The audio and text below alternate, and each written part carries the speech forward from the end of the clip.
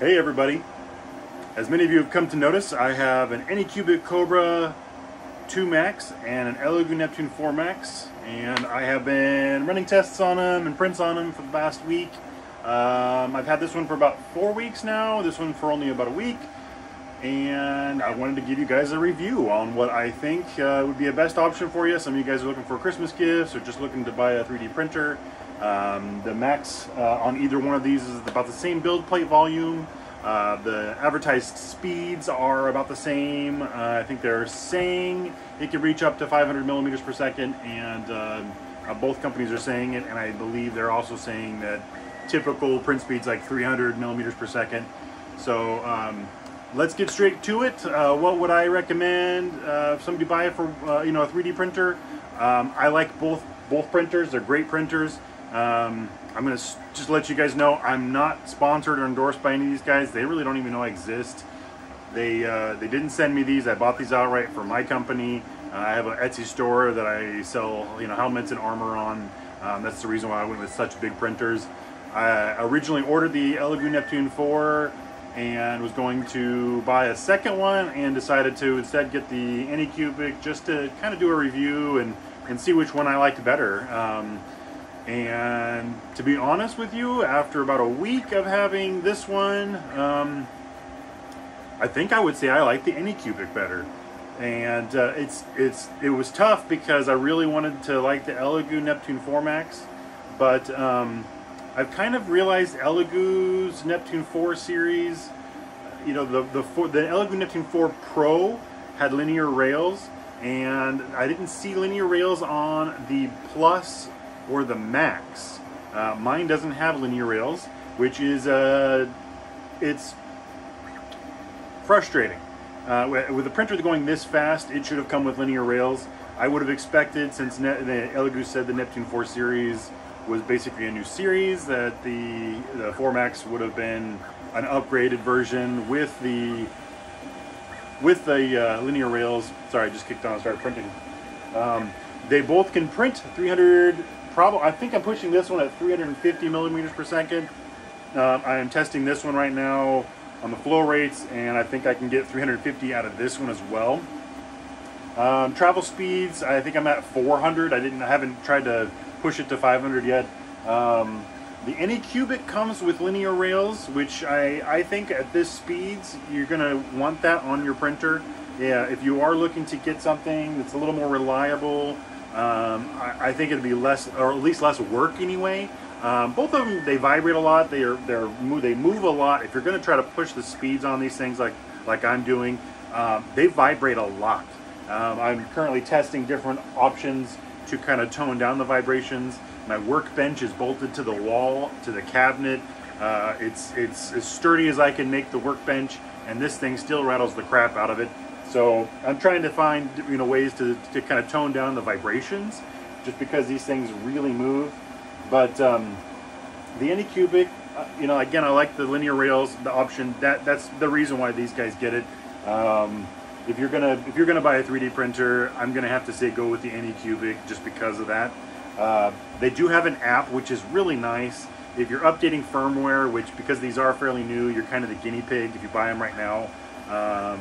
So you're gonna have to probably end up updating the firmware a few times. I know on my Elegoo I've already updated at least 4 times. The firmware update on the Elegoo is more of a pain in the butt than on the Anycubic, because the Anycubic Kobra 2 has an app where you can just click on the app and you can basically update your printer from the app. You can say, okay, when my print's done, update firmware, boom, it's gonna auto update. Some of the other big things that Anycubic does that I like, the build plate on this thing is bolted to the bracket system, and it doesn't have springs or bushings or knobs to adjust manually. I personally like that, because this thing has knobs and springs, and I've actually switched the springs out to silicone bushings to kind of help things, but it vibrates so much that it actually loosens up and the bed switches and it becomes uneven. I haven't had that issue with this because it's bolted to the bracket system, so when I do an auto level on this one, it just straight auto levels. When I want to level this one, I have to manually level it and then auto level it. And oftentimes I can't just go back and auto level. I have to go back and manually level a week later. You know, I think the maintenance wise on like the eccentric nuts on both printers are going to be the same. You know, there is those types of nuts on, even with the linear rails, because it's running on a wheel, basically running on a track. So either way, you're probably going to have to adjust them. You're probably going to have some, you know, weekly maintenance, maybe not so much on this one, but we'll see. I haven't had to, you know, adjust it too much. You know, out of the box, this was easier to set up. The Elegoo was easy to set up as well, but this one was easier. Both had great instructions. Both were, I mean, pretty, honestly, I would say pretty straightforward. I think I got this one done a little quicker than I got this one done. But I can tell you, when I was setting up the printers for printing, as soon as you plug this in, you turn it on, it asks you a few questions, and then it starts to auto-calibrate everything. And that's something that the Elegoo Neptune 4 Max didn't do. I had to turn it on, answer, I think maybe 1 or 2 questions, and then I had to go into the different menus and select the things I wanted calibrated, which is kind of dumb. I mean, when you have this one next to it and you're kind of comparing them, it's kind of dumb because Elegoo knows we're going to have to calibrate these things. They should have just made it an automatic thing like Anycubic did, because the reality is when you update your firmware, you're going to have to update your bed leveling, your PID, your, you know, basically every little thing that you have to calibrate, you're going to have to redo again as soon as you update your firmware.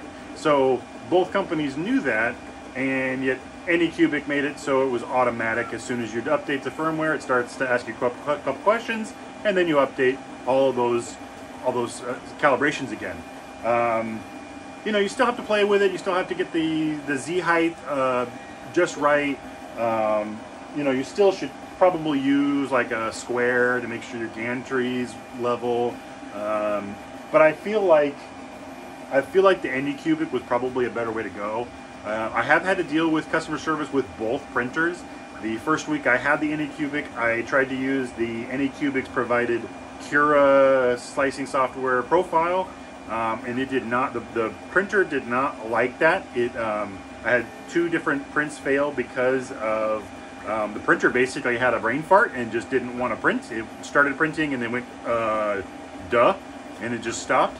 And there was no way to get it back to printing again. It just kind of had it was almost like the computing software couldn't keep up with the information that the slicer had actually provided. So that was kind of a frustration I had for the first week of owning this one. But once I started using the Persia slicer software and used Anycubic's profile for that, I haven't had any issues since. I am still trying to dial in the settings for both printers, trying to use Persia? Anyway, you know, this one has Orca has a setting. It's basically the same type of software as Persia. Persia, I don't know, anyway. It's basically the same type of software. The big difference between Orca is it has a different user interface, so it might be easier to use. Some people find Orca a little easier. This one already had a profile to select. Both profiles right out of the box, to be honest with you, are really slow. I mean, I think they're set at like 80 millimeters per second, which is really slow for these printers. I immediately bumped them up to 250, and then from there I started kind of gradually increasing them. Right now I'm doing a flow test on this to see the volumetric flow rate of this printer. I haven't really found any information online about it, and so far I've tested I think it's 20, I think I'm up to 20, I think I'm doing 26 now. But it's been printing great, so that really affects the speed of your print and the quality of your print at different speeds, so it's kind of good to know. Where this one I'm having issues with, like even with this print, no matter the settings I pick, I seem to get a little bit of the infill, so that's another settings issue. And most of them are going to be settings issues that you deal with. You'll just have to figure out by doing calibration tests which settings are best for you. You know, I've been using Sunloose filament. I've had great luck with Sunloose filament. So it's printing good. I think I'm printing now at 220 on both printers, and I'm getting good results. You know, the layer heights and everything, I think both of them I'm printing at like 0.2 layer height. I didn't like where the filament was mounted on the Anycubic on the side. What I have kind of come to realize with both printers, that I really don't like the filament mounted on the printer because of how fast the printer goes. It shakes the filament, and that has the option to unwind and tangle and become a problem. The other thing I've noticed is it feels like you can tell with this one, I took the filament off and I'm running it from a dryer box in my cabinet. So, and this is kind of something I've been testing recently, because what I've noticed is as soon as I took the filament roll off the printer, it didn't shake as bad. So I don't know if maybe the printer's shaking and that's just causing the filament to bounce around, which is causing the printer to shake more. That's kind of what it feels like. That's kind of what I kind of determined. So I've moved it off. I don't have any issues with the filament untangling now. The tangling and the filament rolling issue that I was experiencing was causing print defects in my helmets. You know, I flipped the roll right here upside down, so it's feeding upwards, and that seems to have caused, you know, fixed the tanglement issue. But because it shakes so much, and I can kind of see it while it's printing, it does shake quite a bit. And I think I might do the same thing. I might try to mount it up here or off to the side somewhere. I don't like it over there only because it takes up almost a foot of bench space that I could put a, you know, if I spread these out a little bit better, I could put in a third printer in between these two. Right now it's kind of a no man's land in between. But ultimately they both have Wi-Fi. If you want to really dive into Clipper, they both use Clipper. The Clipper program, it seems like it works better with, you know, to help really boost the speeds and get good quality prints. Persia and Orca both, you know, are calibrated for Clipper. I think Cura is now starting to do that with their newest update, so you can kind of change it so it's not Merlin. Merlin is the typical old school, you know, G code from what I understand. My two old printers used Merlin. You know, ultimately, like I said, I would go with the Anycubic. It is $100 more. I think you maybe a little bit more than $100. If you do decide to go with the Elegoo, there is a company out there that is making a linear rail upgrade for the the Elegoo Neptune 4 Max. So I'm going to put a link in the description. So if you do get this, or if you have one already and you want to get that linear rail, I'll put a link in the description. You can go check them out. I haven't personally added it. I really want to. You know, it'll be one of those things that when I have some extra cash, I'll do it, and then I'll make a video about it. But ultimately, you know, a linear rail upgrade on this printer would make this printer as good, if not better, than the Anycubic. That's the only reason why I don't give it to this guys, is because Elegoo dropped the ball, in my opinion, when they didn't put linear rails on this thing. And ultimately, they could have put a better linear rail system, like the kit that's available uses a track and carriage system that I think would actually be better than this linear rail setup. You know, the Elegoo right now is using palm wheels. There is a few people in some of the groups that have already posted that their palm wheels are wearing out, and then this has only been available for 3-4 months. So if the palm wheels are already wearing out that quick, you're not going to want to keep replacing palm wheels every 3 months. And palm wheels, if you're not familiar with, they're basically little plastic wheels, and they just roll inside of a track system.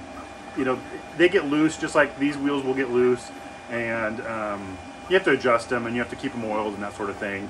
You know, you have to keep the linear rail system greased because they're basically metal on metal traveling, so you want to keep them greased either way. But a linear rail system would eliminate the palm wheels and having to replace them quite often. So that's the only reason why these guys don't get the, you know, the trophy for being best out of the two. I've had, like I said, I've had to deal with customer service on both. Pre-buying the printer, Customer service didn't respond to me at all. I sent 3 or 4 messages and they didn't give a crap about me. They didn't even want to respond to me. After buying the printer, I had issues. I was able to get a response within 24 hours, which was pretty good. And same with the Elegoo. Elegoo's customer service responded within 24 hours, or right around 24 hours. And you know, both companies were decent customer service. I think theirs responded because I was already an owner at that point. You know, I felt like Anycubic's customer service was treating me like I'm stupid, and maybe that's because so many people have really basic questions that can be answered by just a simple Google search. But my questions weren't simple, and I had a lot of questions that were so in-depth that their customer service didn't know what I was talking about. So I have a feeling that I probably asked them questions that they really didn't know, because they only know maybe a sheet of information in front of them. And you know, maybe I'm wrong, but they have responded a couple times. They just sent me a follow-up email saying, "Hey, how's it going now?" This is my second print since I've had a failure, so I would say so far so good. But if I'm being honest, I had a failure. I printed 3 things or 4 things, and then I had another failure, and it was all computing issues. The machine itself actually froze and had a brain fart. The only other thing I haven't figured out, and maybe it's a me, is I don't like that when the filament runs out on this machine, it doesn't reverse the filament back out the tube. You can see there's a little, forgot the freaking name of the tube all of a sudden, but you can see there's a little tube. The tube's actually just for a guiding system of the filament. But what I've noticed is when it runs out and it's still in the tube and it doesn't feed back out the tube. I don't like that. And maybe that's something I need to, you know, do some more research. Maybe there's a G code or something that'll force it back out the tube. That's the only thing I don't like about this. This one, when it runs out, it does back itself out and it's easier to replace. But there's also not a tube on this thing. It's just floating in midair. So, you know, if you mounted this somewhere else, you could probably get rid of this stupid tube. You know, I don't, either machine, I don't like their cable management.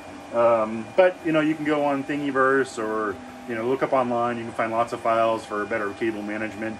I printed cable chains for this one. And I'll probably do the same thing with this one. You can probably see, maybe, I've kind of zip tied the bed wire out of the way because it was dragging across things, and that'll cause layer shift issues and all sorts of stuff. So, you know, I don't like this. I mean, this is not great. I mean, it's not great placement. But I mean, overall, they're both great printers. You're gonna probably have issues with either one of them if you buy one. They're not a Bamboo Lab printer.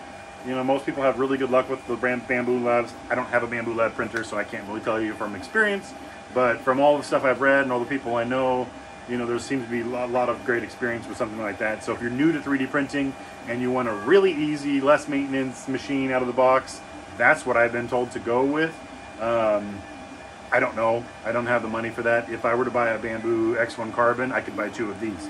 So that's kind of where I'm at. I would rather have 2 big, large-scale printers that can print full-size armor than one Bamboo Lab X1 Carbon. You know, I wish I had the money for that. Maybe one day I will. But and I actually honestly wish they had a large-scale X1 Carbon, because that would have probably been a no-brainer. I probably would have saved up my money and bought one. For me, I like printing full-size helmets. You know, I'm currently getting ready to ship out a couple helmets that won't print on, you know, most printers actually. I've got the Star Killer helmet. I think I've got a sample here. So this is the Star Killer helmet, and because of the skirt on it, you see the skirt? It's massive volume that it takes to print this thing. It's huge. And most printers won't print this unless you slice it up into pieces. And that's if you've ever put something together, it's more of a pain in the butt to glue a bunch of pieces together than it is to just print it solid and away you go. So I do like having the larger build volume for that. if you're not looking to print things, like if you're going to print something like this, the mini Mando helmet for a child, the child Mando, honestly, you could print that on an X1 carbon. You could print that on almost any printer. You know, probably an Endor 3. You know, the Creality makes you know, is offering printers now with linear rails that have, you know, basically the same build volume, or not build volume, but basically the same speeds that these are advertising. You know, to go back to the speeds that they're all advertising, I don't want to say it's BS, but it's most of these companies are trying to get to that market that's looking at the Bamboo Lab printers that can print 500-600 millimeters per second. So a lot of it's just advertisement. It's not real. The reason why I'm testing the flow rate on this one is to see if I can get away with something more than 350 millimeters per second. You know, I know most of them, if you read the fine print, it'll say, you know, good quality prints at 300 millimeters per second. Well, then don't put on your banner 500 millimeters per second if that's just travel speed, because that's lying, in my opinion. You know, and if you were to try to print at 500 millimeters per second, you have to have the flow rate. Your actual hot end has to keep up flowing material at that speed. So you have to also double check that your machine will actually have that ability. And that's why I'm checking the flow rate on this. I want to see how far I can push it. So, and I'm going to do that with this one next, because I think I might be able to get more flow out of it, but you know, neither company has really been open with how much their flow rate is out of their hot end. I know the Neptune 4 Max is a different hot end than any other of the 4 series, the Neptune 4 series. So a couple of the guys that I know that have Neptune 4 Maxes have kind of basically called it the 3.5 because it doesn't have the linear rails like the other Neptune 4s. It doesn't have the same hot end as the other Neptune 4s. So it's kind of one of those, like, almost like a Frankenstein of parts. So like, it's like they took Neptune 3 parts and some Neptune 4 parts, and they kind of put it together to make a Neptune 4, but it's really kind of more of a Neptune 3.5. So, you know, if they would have added the linear rails, it would definitely have been a Neptune 4. You know, it would have won the comparison, in my opinion. But I hope this helps. I have more information, and I'll talk about it for a while.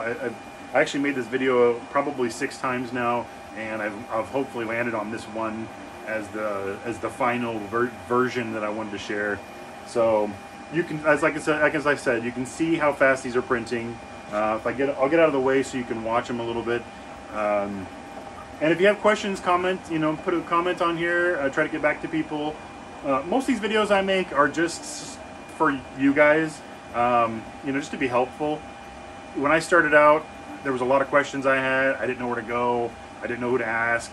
I've been doing this for over a year now, and I'm still asking questions. You know, I'm still in the groups on Discord, and I'm still on Facebook groups, and I'm still asking people questions, and I'm still learning a lot every day. So, you know, don't get frustrated. If you do have an issue, walk away, come back at it, and, you know, with fresh eyes, talk to some people on different groups, and do a lot of Googling. There's a lot of information out there on the internet. There's a lot of YouTube videos out there. You know, there's a lot of people that are willing to help. You'll find a few that are the trolls of the groups, but just ignore them and just, you know, keep asking. And you know, it's a fun hobby. It can be frustrating. I can tell you the first 2 printers I ever had were Sunlu printers. They're very cheap printers. If you want to get into 3D printing and you want to have a decent build volume, the Sunlu S8 Pro is what I had, and you can get into them for like 150 bucks. It's not a great printer. You're going to probably modify it to make it better. You're going to end up putting $300 into it, and you should have just bought one of these. But that's the lesson I learned, and many times, I've wanted to take a hammer to my Sunlu S8 Pro because of how many issues I've had with them.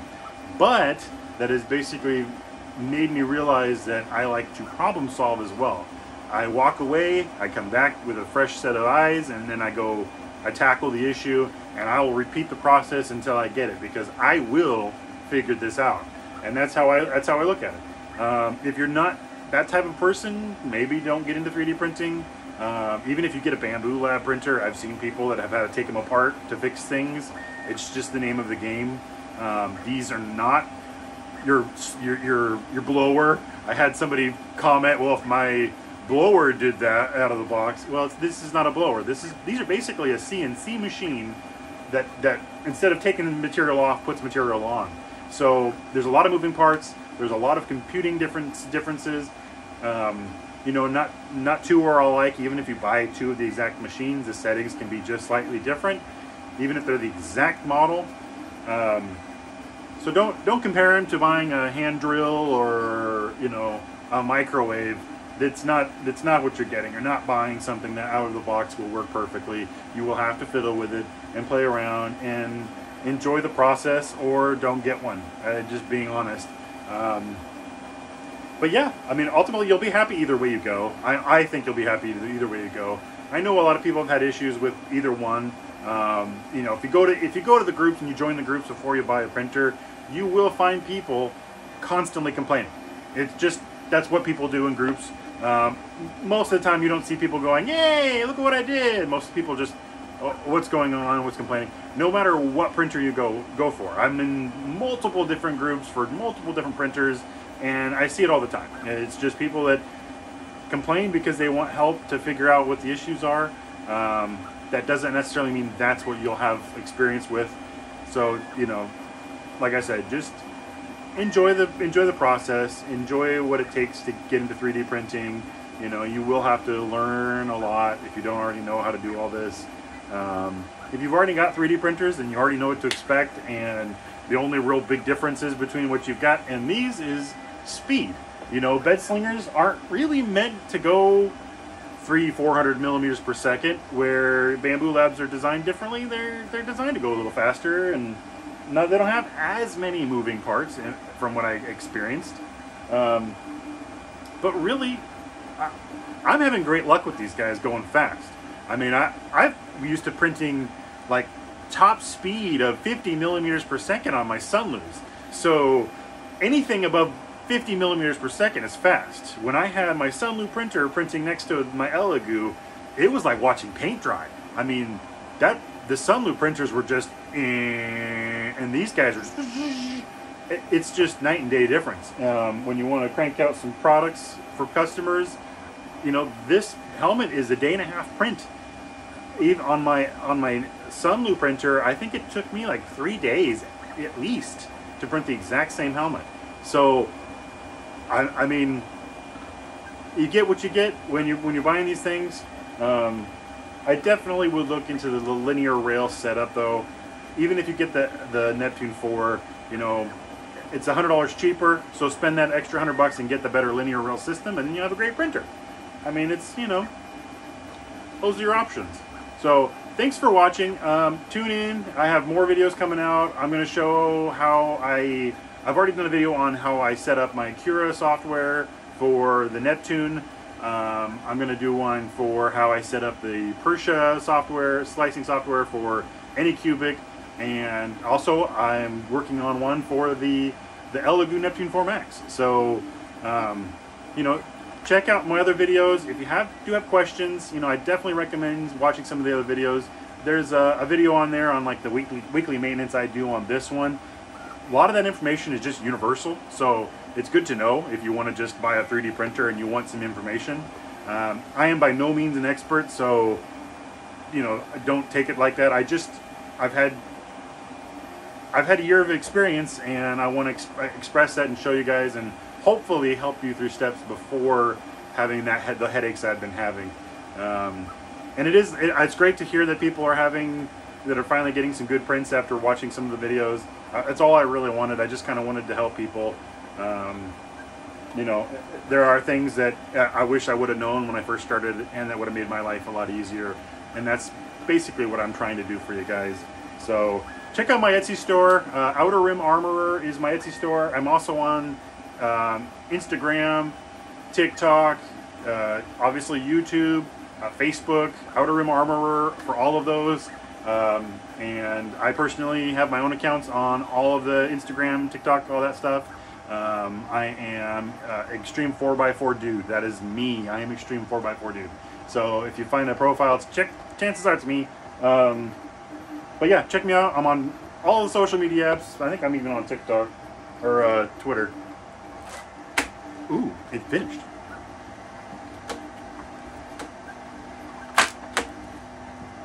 Oh yeah. See, now I can look at this print. This is testing the flow rate. Let's see if I can get it in the video. Look how smooth that looks. So this is me testing the flow rate. And honestly, at 26 is high. I mean, I'm amazed that looks as good as it does. I'm gonna put it to 30. See if I can get 30 out of it. I think bamboo is like flow rate's like 36 if I remember correctly. Boy, if I could push bamboo level flow rates out of this thing. And Elegoo, they mentioned on a previous email with their customer service that they're coming out with different nozzle sizes sometime this month. I'm really hoping to get. I had 0.8 nozzle sizes on my Sunlu printers, and I really like the flow volume that you can get out of a 0.8. I wouldn't mind actually switching from a 0.4 to a 0.6 just to kind of get a little more flow out of the nozzle. But man, if the combinations are right, this would be with a nozzle with a bigger nozzle size. I could really knock some stuff out pretty quickly. So, man, that looks nice. Maybe I misjudged. Maybe this guy should get it. Man, that looks really nice. Now the infill is 0 on this. There's no infill. That's why the top looks a little funky. You can see what happens when you don't have infill. See how my top is kind of funky? And that's 0 infill. It's literally hollow inside. But man, does it look good. I'm gonna try another one. Yeah. Very cool. Yeah, I've had great success with both of them, with both printers. Honestly, with the quality, they both pump out really, really nice quality prints. I mean, every time I post a video or post a photo of one done, people are always like, "Oh my gosh, it's so smooth," and they are. At 0.2 layer height, these things are super smooth. I mean, the prep work before you paint these things is going to be really easy, which is crazy because I'm so used to my prep work being a nightmare. Using the Sunlu printers anyway. But anyway, thanks for watching the video. If you, like I said, if you have questions, message me, check me out on all the different social media apps. You know, I'm in a lot of different groups and stuff, so yeah, I hope these help. And thanks for watching, and good luck, guys.